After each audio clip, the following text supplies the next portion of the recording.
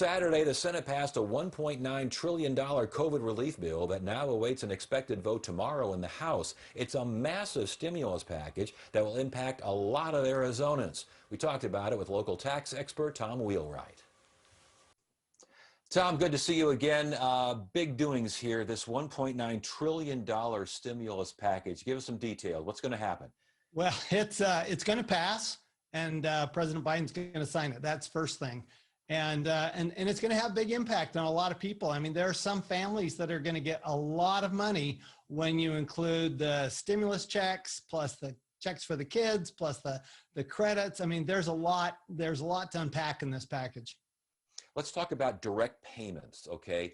Who gets direct payments, how much, and when?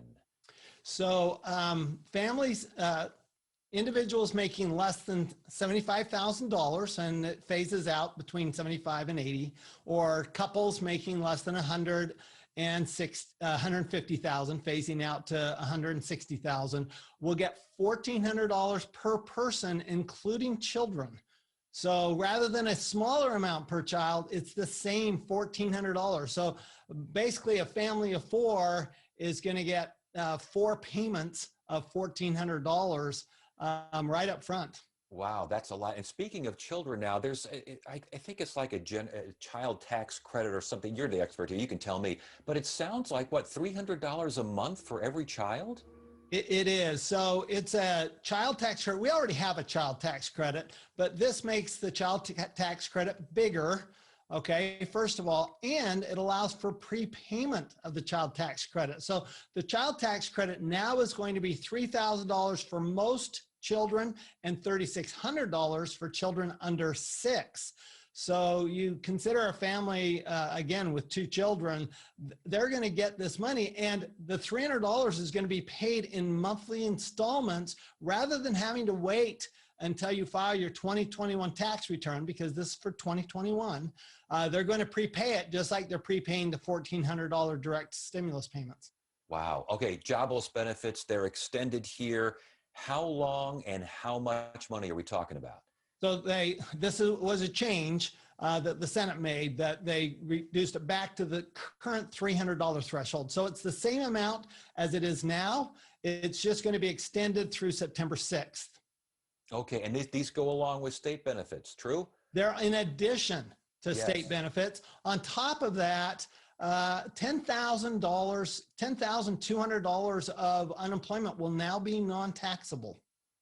Yeah, well, I want to get to the tax aspect of this in a second here, but small businesses, especially restaurants, live venues, a bit of a focus on those folks? There's some, and there's a lot of details there, so you want to talk with your tax advisor, but there are some serious credits for people who have been particularly damaged by the pandemic, and they're trying to help them come out of the pandemic and kind of restart.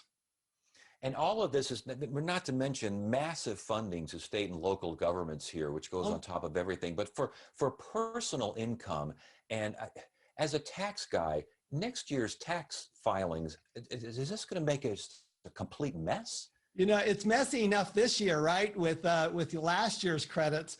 Next year it's going to be even worse. I mean, very few people are going to be able to get by with doing their own taxes. I think next year they're going to need some help.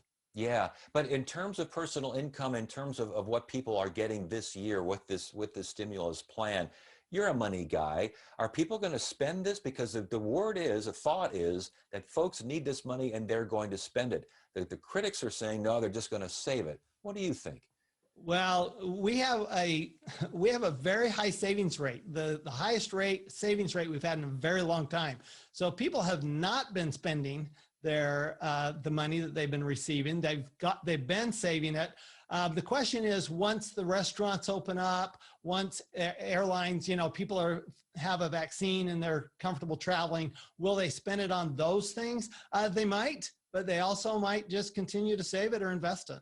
Yeah, the money will be out there, though, to spend if need be. By the way, can I add, just if we've got time, one thing? Sure. So if you have a student loan, if that gets forgiven, that's going to be non-taxable, and that's actually a big deal for people. That is going to be non-taxable, because we expect that President Biden is going to issue an executive order, perhaps forgiving some of the student loans. All right, good. I'm glad you got that in there. Thanks for getting that in there. And thanks again for the information, Tom.